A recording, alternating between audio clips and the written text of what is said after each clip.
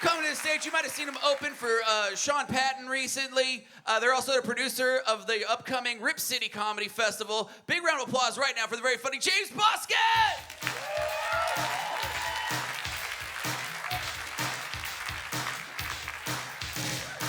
Oh, hello, Portland. How you guys doing tonight? So glad we're all back out here together. We can all hang out with each other once again. You know, that year we couldn't go out, couldn't go to bars. It was a rough time for everybody. It's a rough time, you know, because I've heard some of my favorite conversations that I've ever heard in my life have happened in bars. Heard this one conversation once. It was just two sentences between a man and a woman. The man goes, "Hey, do you remember that band Hoobastank?" And the woman goes, "Shut the fuck up!" And it was the greatest short story ever written. So, missed that stuff, man. I missed it. So I'm glad we're out here. I've been living here in Portland for about 7 years. I'm originally from Texas. That's about what that usually gets. All right. Been here for about 7 years now. I feel like I'm becoming more of a Portland, though, more of a Northwesterner, less of a Texan. I feel like the Northwest is coming into my heart. The Texas is leaving. I know this because the other day I apologized to somebody after I misgendered their dog, and that apology came from the heart, all right? Nobody's shaming me into that apology. I thought it was a good boy. Turns out it was a sweet girl. That's my bad. And I don't mean to make light of being misgendered. As a straight guy, I have never been misgendered. But at least once a month, someone will come up to me, and based on how I look and the way I carry myself, they will assume that I like professional wrestling. And that hurts too, okay? That's all I'm saying. No, I will not go to Monday Night Raw with you. Please stop asking me, okay? I am Hispanic. I've always called myself Hispanic. My last name is Bosquez, comes from a region of Spain. Half Spanish, half Mexican, so I've always called myself Hispanic. But apparently now I am Latinx. Yeah, because a white lady told me so. So, they will let you know. If you got any questions about yourself, just ask your friendly neighborhood white lady. She'll fill you in. She heard it on NPR. It must be true. I hope everybody voted this last election cycle. Hope you voted. Yeah. The state of Texas, my home state, they just re-elected their governor, Greg Abbott. We're not big fans of Greg Abbott around these parts. They elected him again. If you don't know Greg Abbott, he's been a proponent of a lot of the anti-abortion legislature that's gone across this country. He's not a great guy. The thing is, as a comedian, it's hard to make fun of Greg Abbott sometimes because a lot of people don't know this about him. He's actually in a wheelchair. Yeah.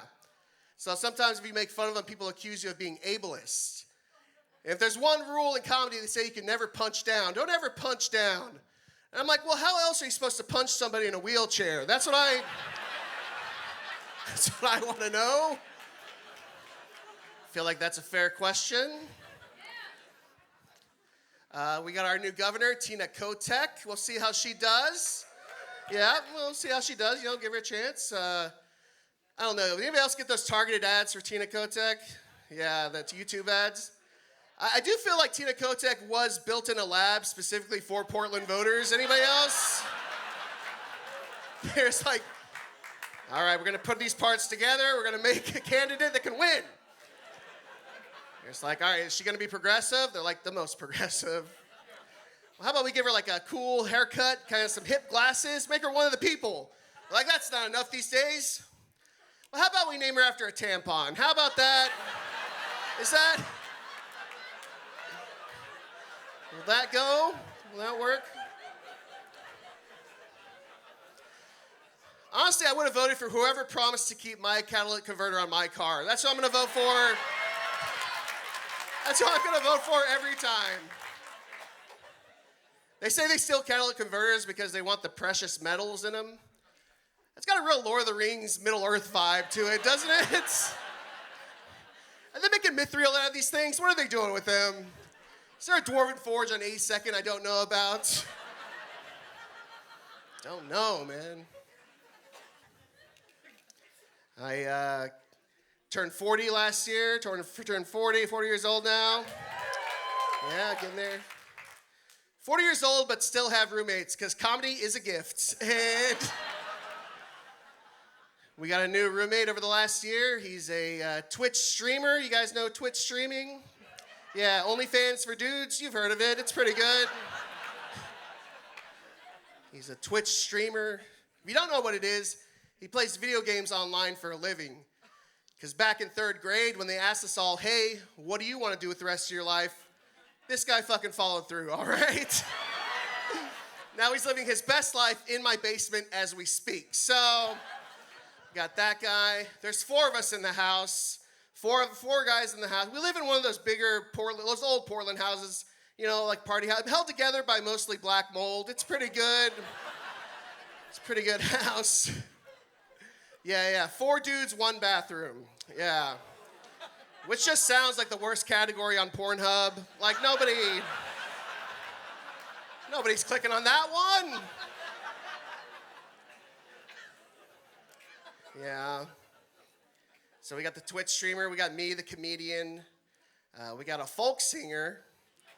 Yeah, because when you move into a house in Portland, there's already one waiting there for you. They just give you your keys, and they're like, here's your state-issued folk singer. There you go. Make sure he eats. And then we got a pizza delivery guy. So we're just 1 roommate away from filling out our disappointed parents bingo card. If there are any magicians in the audience tonight, we have a closet opening up next month. It's $1,600 a month, first and last up front, no pets. Hit me up after the show. All my roommates are typical Portland guys, progressive, liberal, white guys, you know. I'm the only brown guy in the house. I'm also the only one that does any of the yard work, so that's cool. It's nice. They'll be on the porch talking about immigration reform while I'm trimming the hedges behind them. It's like, all right. Why don't we start by reforming this house? How about that? How do we do that? Let's start at home. I do live in a pretty gentrified part of Portland. I was walking down my neighborhood I was walking down my street the other day. I saw a sign I'd never seen before. It said, "I heart my Muslim neighbor," which I thought was nice. It's about inclusion. It's about, it's good. I think it's, the thing is though, my street's so gentrified, like I'm pretty sure that they think that I'm their Muslim neighbor, so. It's a little confusing to me. I don't know. I don't like it. Sometimes I will get called white passing because I am a lighter-skinned brown guy. They'll call me white passing. I'm like, if I'm so white passing, why did I cry when Selena died, you know? I know a lot of you right now are like, I didn't know Selena Gomez was dead. And that's fair. The rest of you are like, it was sad when J-Lo died. That was a sad movie. Sad movie. I'll leave you guys with this. This happened to me the other day. I was walking to my Fred Meyer, minding my business. Young lady was passing me, minding her business. And out of nowhere, this guy catcalled her. And I was like, you know what? It's 2023. I'm going to go say something to this dude, all right? I saw that Gillette commercial. I know what I'm supposed to do, all right? So I started walking up to the guy, just about to tap him on the shoulder. He turned around, and he had the state of Florida tattooed on his face.